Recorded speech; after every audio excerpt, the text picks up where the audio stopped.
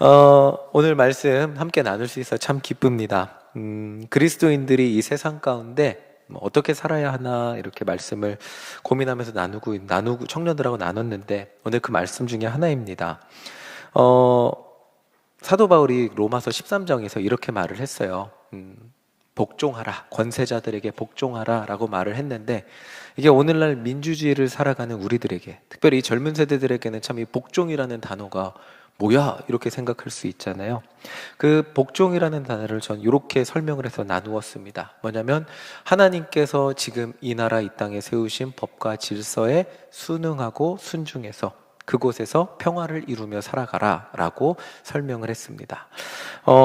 이 세상에 사도 바울 시대는 로마 시대였죠. 로마 시대에 로마 시대의 법과 질서가 있었기에 유대인들은 어떻게 보면 로마 안에서 약간 반란의 아이콘이었습니다. 그래서 싸워서 하나님의 법이 아니면 그들이 순응할 가치를 찾지 못하고 그들이 순종할 가치를 찾지 못하던 민족이 유대인들이었는데, 이 예수님을 믿는 기독교가 로마 제국 안으로 퍼져나가면서 이 반란의 씨앗으로 보이는 것은 옳은 방법이 아니었습니다. 그렇기 때문에 그 교회가 로마 사람들에게 어떻게 비추어져야 할 때 교회가 가는 곳마다 평화가 이루어지고, 교회가 가는 곳마다 사랑이 넘치고, 교회가 가는 곳마다 어떤 반란의 씨앗이 아니라 하나님의 그 사랑이 넘치는 그런 곳이 되면 그곳을 이루며 살아가라고 하는 것이 그 로마의 질서. 그래서 사도 바울이 이렇게 말한 거예요. 로마의 질서 가운데 평화를 이루고 사랑을 이루며, 그것이 복종에 숨겨져 있는 단어죠.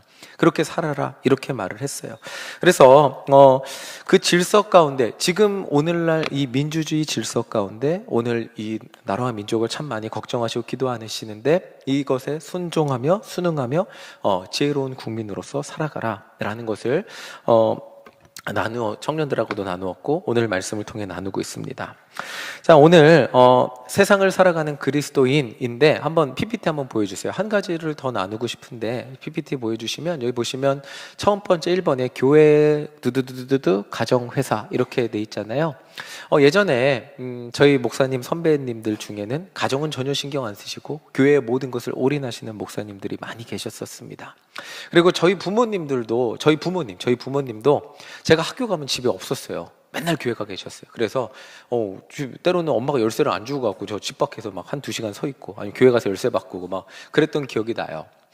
가정보다 교회를 더 열심히 하는 것이, 또 회사보다 교회를 열심히 하는 것이, 뭐 회사는 다니는 둥 마는 둥 하면서 교회 일은 최선을 다하는 삶이 그것이 맞는 삶일까에 대해서 참 많은 이야기들이 있었고 논의가 있었는데, 이 사도 바울의 맥락에서 따진다면 교회, 가정, 회사, 이것은 사실 요 3번의 답이라고 생각을 합니다. 하나님이 나를 보내신 모든 곳은 그곳에서 최선을 다하는 것이 하나님의 뜻이죠. 교회, 가정, 회사에 같은 무게를 두고, 그러니까 교회에서 최선을 다하고 모범이 된다면 가정에서도 최선을 다하고 모범이 돼야죠. 그리고 가정에서 최선을 다하고 모범이 된다면 회사에서도 그런 삶을 동일하게 살아가는 것이 하나님을 잘 믿는, 세상을 살아가는 그리스도인이라는 것을 함께 나누고 있습니다. 하나님이, 그래서 2번을 보시면 하나님이 나를 보내신 모든 곳에서 이겁니다. 어디 교회는 소중하고 회사는 안 중요하고 가정은 덜 중요하고 교회는 중요하고, 이게 아니라 모든 곳이 다 중요하기에 그곳에서 나에게 맡겨진 역할, 가정에서는 제가 아빠겠죠. 그리고 회사에서는 교회에서는 제가 목사겠고요. 또 여러 곳, 제가 속한 모든 곳에서 제 역할을 잘하는 것. 그 잘이라는 것은 저기 3번에 보시면, 아까 제가 말씀드린 맥락 가운데 3번에 2번 보시면 내가 속한 모든 장소의 질서에 순응하며 평화를 이루는 삶, 이것을 이야기했습니다. 그래서 이 어느 곳을 가든지 그 평화를, 내 방법이 맞아 이렇게 얘기하고 자기의 방법을 새로운 장소 가서 여긴 이게 잘못됐고 저게 잘못됐고 이것이 아니라 그리스도인이 가는 곳마다 평화가 이루어져. 이 질서에 순응한다는 것이 그거예요. 지금까지 이렇게 이루어진 그곳에 가서 그곳에서도 그리스도인이 가서 평화를 이루어내는 삶. 그래서 이 3번이 되게 중요합니다. 나의 존재가 그들에게 복이 되는 삶. 이게 왜 중요하냐면 젊은 세대만 이야기하고 오늘날 다 세대가 똑같을 거예요. 젊은 세대들에게는 특별히 나의 커리어가, 회사가 나한테 무엇을 해주냐가 굉장히 중요하다고 하죠. 그리고 내가 있는 곳이 나에게 무엇을 줄 수 있느냐가 최고의 가치라고 합니다. 그래서 나에게 줄 수 있는 것이 없다면 과감하게 그것을 버리고 떠나라. 나에게 많이 줄 수 있는 곳을 찾아가라. 이게 최고의 가치인데, 그러나 성경이 말하는 것은 그게 아니라 하나님이 나를 보내신 곳, 하나님이 그것이 나를 보내신 곳이 조금 허름한 곳일 수 있어요. 누군가에게는 개척교회, 목회자로 개척교회일 수 있고요. 저에게는 일신교회고요. 누군가에게는 대형교회일 수 있습니다. 근데 우스갯소리로 대형교회 오래 있어야 뭐 더 인생이 잘 풀린다, 막 이렇게 이 우스갯소리로 저 얘기를 하는데, 그런 것이 아니라 어느 곳에 하나님이 나를 보내셨든 그곳이 하나님이 나를 보내신 곳이라고 믿으면서, PPT 다시 한번 보여주세요. 그 3번이 그래서 나의 존재가 그들에게 복이 되는 삶, 이것이 중요하다고 나누고 싶습니다. 중요한 것은 내가 하나님의 자녀로 세상을 잘 살고 있는가? 이것을 점검할 수 있는 방법이 있다면 그것은 이것이겠죠. 나의 존재가 내가 살아가고 있는 그곳에 복이 되고 있는가? 그곳이 정말 나 때문에 그곳이 복을 받고 있는가? 나 때문에 그곳이 웃음이 넘치고 평화가 넘치고 사랑이 넘치고 있는가? 라는 것을 돌이켜보면 너무나 좋겠죠. 오늘 선교회장 대한 헌신 예배인데, 지금 나오신 선교회장님들 때문에 선교에 웃음이 넘치시죠? 아멘 소리가 별로 안 그래요. 자, 다시 한번 기회를 드리겠습니다. 우리 선교회장님들 덕분에 선교에 사랑이 넘치시죠? 아멘이시죠. 맞죠? 자, 이것이 그리스도인으로 세상을 잘 살고 있는가? 나를 돌이켜볼 수 있는 방법이겠죠. 자, 우리 한번 옆에 분들에게 당신 때문에 행복합니다 라고 하겠습니다. 권사님 때문에 행복합니다. 네, 저도 해야겠죠. 우리 담임 목사님 때문에 저도 행복합니다. 그렇죠? 김동호 목사님 때문에 제가 행복합니다. 그렇죠? 네, 그럼 조성군 전쌤 안 해드리면 조성군 전쌤 때문에 제가 행복하고, 김창희 전쌤 오늘 와서 행복합니다. 자, 이게 서로가 서로의 존재에게 복이 되는 것, 이게 그리스도인이 세상을 잘 살고 있는 그 모습이라고, 내가 나를 점검할 수 있는 모습이라고 할 수 있죠. 하나님이 나를 보내셔서 살게 하신 곳들, 그 모든 곳들이 그리스도인들이 최선을 다해 살아갈 장소이고, 그리고 그곳의 질서에 맞추어 평화를 이루어가며, 그리고 내가 그곳에 최선을 다해 살아갈 때 그곳에 웃음이 넘치는 게 사도 바울이 말하는 권세자들에게 복종하라, 질서에 순응하라, 이런 말이. 만약에 그러면 옳지 않은 곳이 있다면 어떡해요? 그러면 처음부터 개혁을 말하는 거예요. 그 순응하며 살아갈 때 언젠가 우리에게 그 방법, 기회가 주어지고 그 찬스가 주어지는 그 순간에 주님 뜻대로 바꿀 수 있는 기회는 분명히 주실 것입니다. 자, 그것이 그리스도인들이 바로 세상을 사는 모습인데, 오늘 한 가지 더 오늘 말씀을 가지고 나누려고 합니다. 로마서 13장 12절 우리 함께 읽어보겠습니다. 제가 아마 PPT에 오타를 친 것 같은데, 자, 12절 다 같이 함께 읽어보겠습니다. 시작. 밤이 깊고 낮이 가까웠으니 그러므로 우리가 어둠의 일을 벗고 빛의 갑옷을 입자. 아멘. 이 말은 우리가 매번 듣던 이야기예요. 이제 예수님 오실 날이 가까웠대요. 근데 솔직히 말하면 실감이 나지 않는 이야기죠. 예수님 당장 내일 오실 거라고 맨날 얘기했는데, 저 어릴 때도 얘기했거든요. 예수님 언제 올지 모른다고. 근데 아직 안 오셨어요. 자, 언제 오실지 모르잖아요. 근데 사도 바울은 그때 그 사람들한테도 말한 거예요. 밤이 깊고 낮이 가까웠다. 자, 이 밤에 대해서 제가 먼저 함께 생각해 보려고 그래요. 다음 PPT 한번 보여주세요. 사도 바울이 말하는 밤의 특징, 이게 뭐냐면 밤이 깊다 그랬잖아요. 언제 끝날지 모른다. 세상 사람들은 지금 사도 바울의 시대에 밤이 계속 이제 끝날 거라고 말했는데 밤이 계속되고 있거든요. 오늘 제가 어렸을 때도 밤이 계속되고 있거든요. 예수님 다시 오신다 그랬는데 계속돼요. 언제 끝날지 모르고, 또 이 밤을 살아가는데 세상의 살이는 길고 춥습니다. 그리고 세상 사람들이 활개를 치며 어두운 모습들이 살아가는 시간이 밤입니다. 제가 이런 예를 들어드려 볼게요. 저는 군대 가기 전에는 밤이 짧았어요. 밤에 영화 몇 편 보면 밤을 새더라고요. 그림 좀 이따 보여주세요. 저 얼굴 보여주세요. 자, 밤을 샜어요. 그래서 그냥 게임 몇 판 하면 밤을 금방 샜는데, 그런데 군대 갔는데 2004년이었어요. 그때 유행했던 군대 전술이 있었어요. 미군이 이라크를 공격했을 때 충격과 공포작전이라고, 그게 뭐냐면 바그다드까지 미군이 잠을 자지 않고 진격한 거예요. 그래서 함락시킨 훈련인데, 그 다음 이제 그림 보여주세요. 전사님이 이제 보여주시면, 이 포병이었거든요. 제가 포병이었는데 저 2포였어요. 2포. 이게 그 앞에 1948년도에 만들어져 써 있거든요. 진짜 오래된, 그러니까 저희끼리 은어예요. 똥포라 그랬어요. 너무 오래된 구식 재래식 무기니까. 그러면 저 앞에 보시면 사수라고 있어요. 사수는 보통 에이스가 맞습니다. 저는 2024년도 1월에 군대 가서 자대 배치를 3월에 받아서 첫 훈련을 나갔을 때 저의 위치는 어디였을까요? 그럼 저기 맨 뒤에 못 박는 사람 보이세요? 저 못 박는 사람 이등병 못 박아요. 근데 이등병 못 박는데 전 이등병이었어요. 이제 자대 배치 값 받았으니까 진짜 그 포가 뒤로 이렇게 포를 쏘면 반동이 되게 심하니까 뒤로 밀리지 않기 위해 못을 박는데 못이 진짜 커요. 이만 예수님 못보다 훨씬 크고 두껍고 그래요. 그래서 그걸 박는데 허리가 너무 아프고 제가 근력도 없는 이렇게 삐쩍 마른 상태로 갔었는데 근력도 없고 이랬는데 어쨌든 굉장히 고생했던 기억이 납니다. 이 포를 이 포병은 대부분 산과 산 골짜기 사이에 포를 설치, 방열이라 그러거든요. 설치해 놓고 대기를 해요. 그러면 보병이 사격 지원 요청을 하면 이제 저희가 이제 쏘는 신용을 해. 실제로는 사격 훈련을 1년에 몇 번 안 하니까 이제 쏘는 신용을 하는 거예요. 근데 이 잠을 안 재운다 그랬잖아요. 2박 3일 훈련을 하는데 밤새 잠을 안 재워요. 그러면 병장들은 저 포 다리 있죠. 포 다리에 앉아서 자요. 이러고 병장들은 자는데 이제 전 2등병이니까 이렇게 멀뚱히 서 있어야 돼요. 밤새 멀뚱히 서 있어야 되는데 산 골짜기라 그랬죠. 그러면 3월입니다. 해가 몇 시에 질까요? 5시면 해가 이 산 사이에서 가려서 해가 지더라고요. 그리고 3월은 계절상 봄일까요? 겨울일까요? 겨울입니다. 연천의 3월은 겨울이 영하로 떨어지는 걸 그때 알았어요. 영하 5도 6도로 떨어져요. 아무리 내복을 입고 서 있으면 가만히 포병이니까 아무것도 안 해요. 가만히 서 있어요. 그리고 병장들은 앉아서 조는데 저는 이등병이니까 서 있어야 돼요.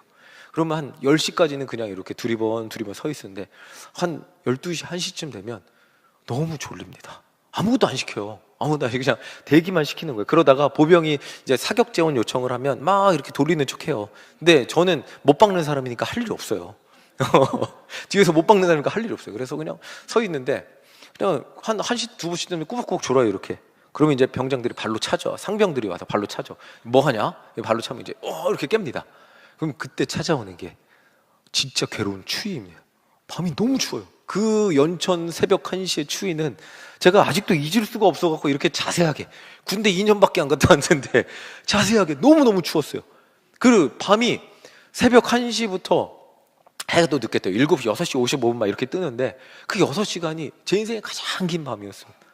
졸다 깨면 10분밖에 안 지나 있고 너무 춥고 추워서 덜덜덜 떨다가 막 이러고 있으면 넌 추운 것도 못 참냐? 가만히 있어. 그러면 또 가만히 이렇게 진짜요. 그리고 그럼 좀 맞으면 따뜻해지겠지. 그럼 막 와서 또 괴롭히고. 그럼 한번 팔굽혀펴기 100개 해보자. 따뜻해지게. 진짜 그래요. 그러면 무서우니까 이러고 있고. 그 제 인생의 가장 길었던 밤이었습니다. 밤의 특징은 길다는 거예요. 제가 이렇게 장황하게 말씀을 드리는 이유는 예수님 오신을 기다리는 이 땅을 살아가는 그리스도인들에게 밤은 해가 뜨지 않아요. 계속 밤인 것 같아요. 세상 사람들 어두움 가운데 살아가고 예수님 다시 오셔서 정말 우리가 그리스도의 말씀대로 살아가고 있는데 우리의 삶은 흔적도 없이 보이지도 않고 그냥 아무 의미도 없는 것 같은 의로운 삶, 나만 아는 의로운 삶인 것 같고 세상 사람들 자기 욕심대로 살죠. 자기 쾌락 누리죠. 자기 정욕에 살죠. 자기 살짝 부정한 것에 몸담으면서 자기의 어떤 재정적 이익과 유익을 속임수로 살아가죠. 남에게 상처 주기도 하고 아픔 모른 척하며 살아가기도 하죠. 누군가는 남의 돈을 떼어먹고 떼부자가 되어서 떵떵거리며 살아가죠. 그런데 그런 어두움은 사라지지 않고 그냥 선한 마음을 가지고 살아가는 그리스도인들, 그 그리스도인들이 느끼는 밤은 너무나 춥고 그냥 양심껏 살아가게, 하나님 뜻대로 살아가기 춥고 길기도 하고 혹독하기도 하고 괴롭다는 거예요. 이 시간이 참 하나님 뜻대로 사는데 예수님 다시 오신다는데 언제 오실지 기약이 없는 것 같이 보이는 것이 그리스도인들에게 실제로 느껴지는 밤이라는 그런 것입니다. 그래서 사도 바울은 13절에 이렇게 말해주고 있어요. 이것도 제가 오타 쳤는데 죄송합니다. 다음 주는 제대로 해올게요. 자, 우리 13절 함께 읽어보겠습니다. 낮에 함께 읽겠습니다. 시작. 낮에와 같이 단정히 행하고 방탕하거나 술 취하지 음란하거나 호색하지 말며 다투거나 시기하지 말고. 아멘. 밤이라는 시간에 아까 특징 제가 말씀드렸는데 자, 한번 또 PPT 한번 보여주세요. PPT 보여주시면 언제 끝날지 모르고 길고 춥잖아요. 그리고 세상 사람들이 어둡게 살아가는 시간이잖아요. 그리고 이 어두움이라는 특징은 자신들의 삶이 남에게 보이지 않아요. 걸리지만 않으면 된다는 거예요. 악하게 살아도 국회의원들이 수없이 많이 거짓말을 해도 걸리지만 않으면 진실이 오늘날의 세상이잖아요. 수많은 거짓말을 해도 거짓말 걸리지만 않으면 그것이 그냥 나의 스펙이 되는 것이 현실이라는 거죠. 군대에 있을 때 제 후임이 서울대라고 해서 가장 좋은 보직에 배정을 받았어요. 근데 알고 보니까 서울 시립대였어요. 근데 그 재학증 갖고 오라고 안 하고 서울대입니다라고 하니까 진짜 있었던 일이에요. 진짜 있었던 일이에요. 걸리지만 않으면 근데 나중에 병장 때 걸려서 아무 일 없이 제대했어요. 근데 이것이 우리가 사는 세상이잖아요. 그리고 이 밤이라는 시간의 특징은 음란, 호색, 방탕해도 걸리지 않는 그런 시간이죠. 그런데 사도 바울은 이렇게 말하고 있어요. 그리스도인은 밤에도 온전하게 살아야 한다. 이걸 말해주고 있어요. 그 그리스도인의 눈에 보이잖아요. 우리도 안 걸리면 되지 않아요? 우리도 누군가에게 걸리지 않으면 되지 않을 것 같은 그런 삶을 그냥 그러면 될 것 같은데, 그런데 사도 바울이 말을 하는 거예요. 그러니까 그리스도인들 진짜 심지어 초대교회는 이렇게 말을 하는 사람도 있었어요. 죽기 전에 세례받아라. 왜냐하면 회개하면서 내 죄가 깨끗하게 될 기회가 한 번이 있다면 그것이 세례인데, 미리 세례를 받아버리면 그게 좀 효과가 떨어지지 않냐. 그러니까 죽기 전에 회개하고 세례받아라. 머리 좋지 않아요? 머리 좋죠? 뭐 매일 회개하면 되잖아요. 뭐 음란해도 좀 호색해도 방탕해도 좀 죄 지어도 맨날 하나님 앞에 기도하고 회개하면 되잖아요. 용서받고 천국 가잖아요. 이게 초대교회 사람들은 이거 예수님의 십자가 구원을 곡해하고 오해하고 자기들 마음대로 사용하는 사람들의 논리였어요. 그러니까 지금 사도 바울은 그렇게 말하는 거예요. 그리스도인 3번이죠. 밤에도. 밤이라면 누가 보지 않는, 누가 나를 알아주지 나를 쳐다보지 않는 그 밤이라는 시간이죠. 나 혼자 있는 시간, 보이지 않는 시간, 그 시간에도 온전하게 살아야 된다. 그래서 이 되게 중요한 말이죠. 보이지 않아도 하나님 앞에서 온전하게 살아야 한다. 자, 이 말을 사도 바울은 지금 하고 있는 거예요.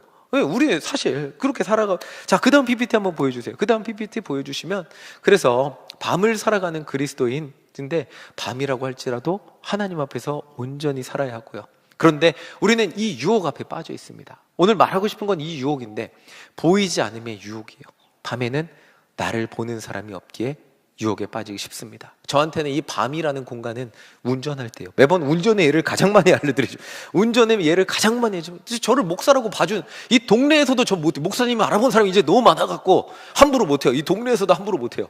그리고 어디 달리기 하러 가서도 목사가 무단횡단한다 그래서 함부로 못해요. 소문이 다 나서. 근데 차 안에 있으면 저를 목사로 모르거든요. 그때 막 빵거리도 하고 분노로 막 운전을 하고 그러고 그 참 하나님 앞에 회개할 때도 많은데, 보이지 않음의 유혹이 우리에게 찾아옵니다. 우리 그리스도인들은 누구에게나 찾아오잖아요. 보이지 않음의 유혹. 사도 바울은 그리스도인들이 세상 가운데서 낮과 같이 보이는 곳에서만 질서 가운데 모범적인 모습으로 사는 것이 아니라 보이지 않는 곳, 사람들의 눈과 평가가 없는 곳이라고 할지라도 그곳에서도 세상 가운데 온전한 모습으로 하나님 자녀로 살아가야 한다는 거예요.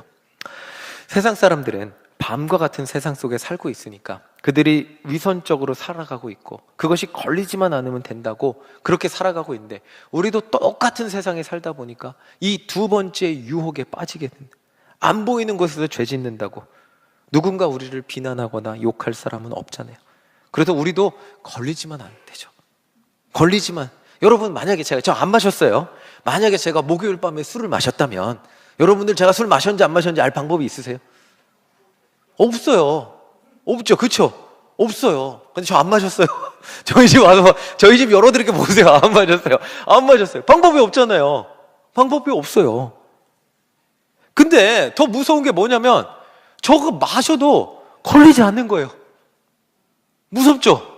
목사가 술 마셔도 걸리지 않아요. 무섭지 않아요? 아무도 그것을 죄라고 지적해 줄 사람이 없어요. 그래서 만약에 마시니까 안 걸리네.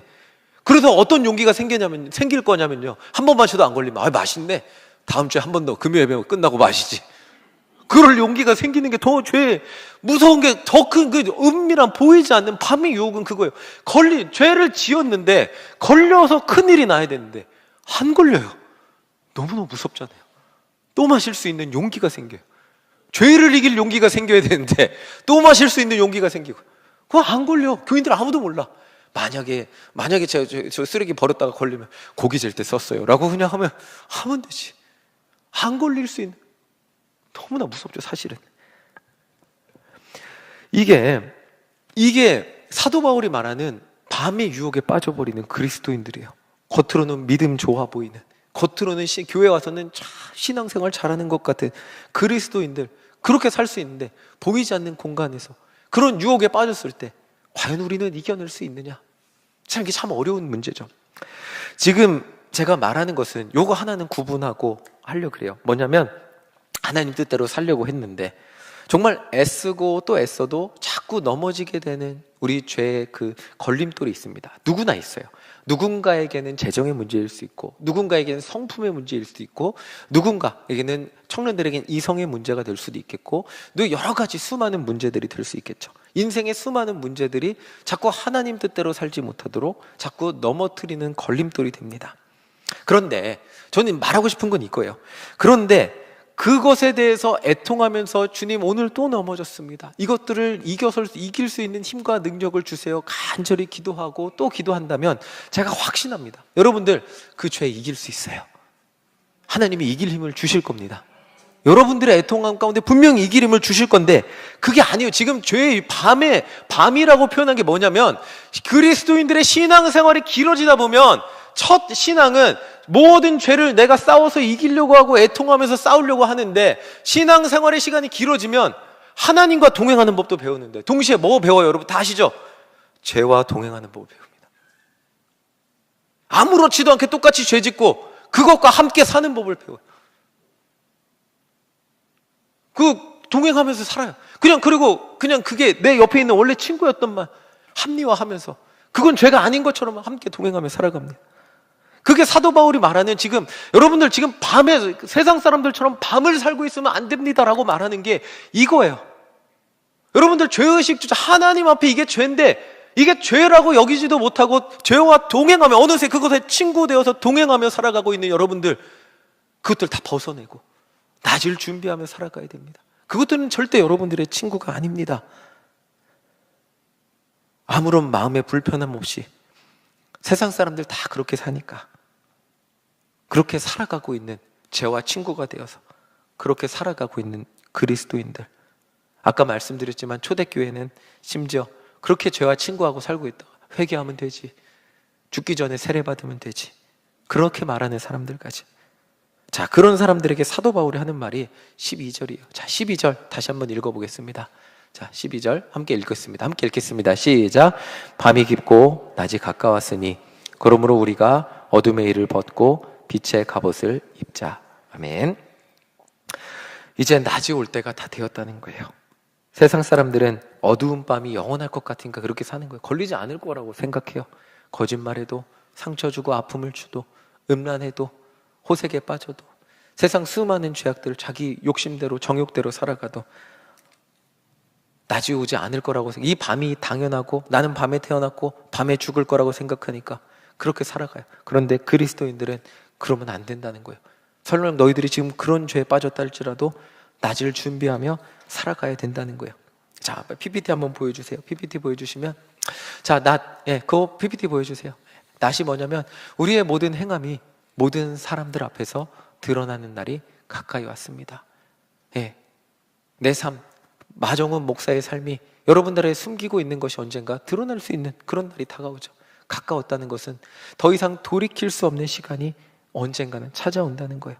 죄 짓고 회개하고 죄 짓고 회개하고 죄 짓고 회개하고 하나님 앞에 그것을 이겨나가기 위해 정말 애통하며 살아가는 것이 아니라 이것을 애통할 마음도 없이 그냥 친구로 살아간다면 어느새 너희들은 그것을 돌이킬 수도 없는 시간에 예수님을 맞이하게 될 것이다 라고 말하고 있는 거예요.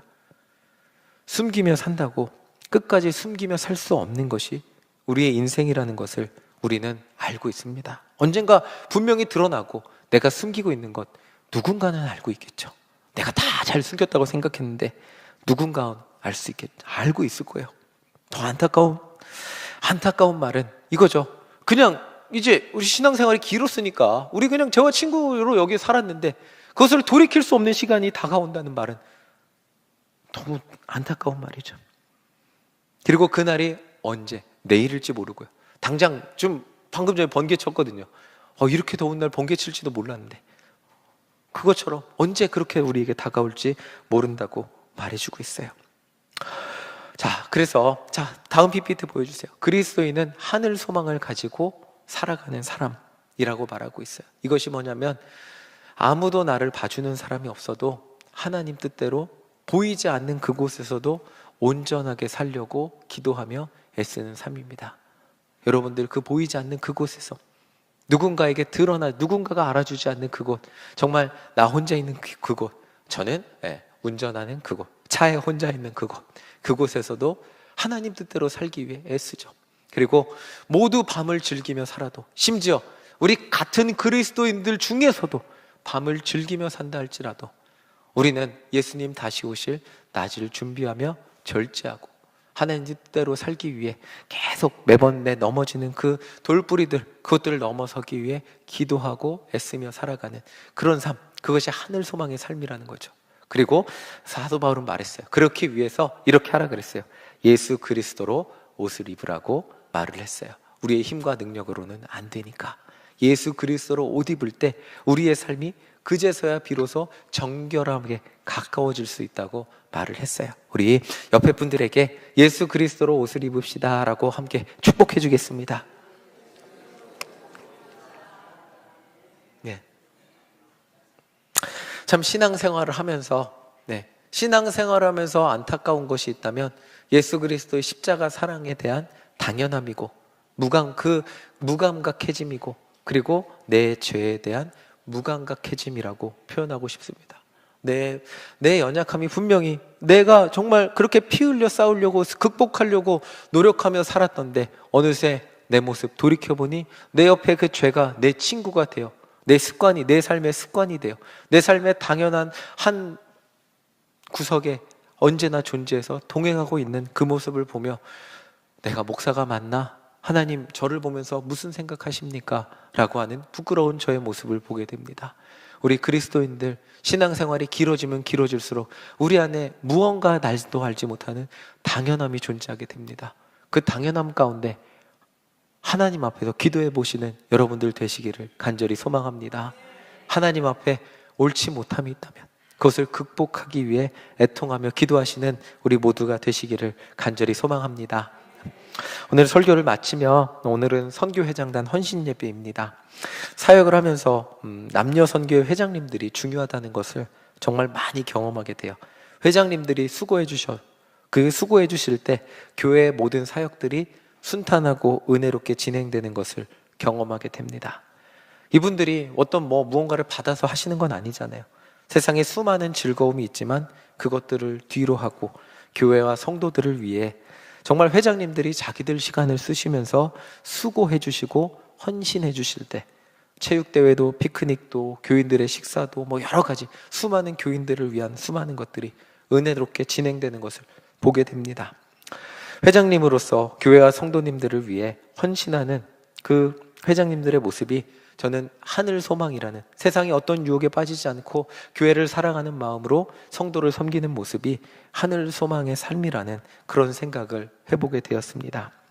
모두들 그렇게 하지 않아도 묵묵히 헌신하고 자신의 시간을 들여서 교회를 섬기고 성도를 섬기는 삶, 누군가 알아주지 않아도 분명한 것이 있다면 주님 다시 오시는 그날 분명히 우리 주님은 우리의 섬김과 헌신을 결산하는 그 순간이 분명 주님 다시 오시는 날 이루어지게 될 것입니다. 오늘 회장님들만이 아니라 여러분들도 세상의 유혹에 빠져서 그것과 동행하시는 것이 아니라 정말 주님을 나라를 위해 하늘 소망을 가지고 주의 전을 섬기는 여러분들 되시기를 간절히 소망합니다. 또한 교회만이 아니라 회사도, 여러분들의 또한 가정도 그렇게 하늘 소망을 가지고 왜 나만 섬겨야 돼가 아니라 하나님이 나에게 섬길 은혜를 주셨으니 사랑으로 섬기는 여러분들 되시기를 간절히 소망합니다. 여러분들이 계셔서 그곳이 웃음이 넘치고, 여러분들이 계셔서 그곳에 사랑이 넘치고, 여러분들이 계셔서 그곳에 하늘 소망이 넘치는 하나님의 자녀로 살아가시는, 그리고 우리 선교 회장님들 되시기를 간절히 소망합니다. 아멘.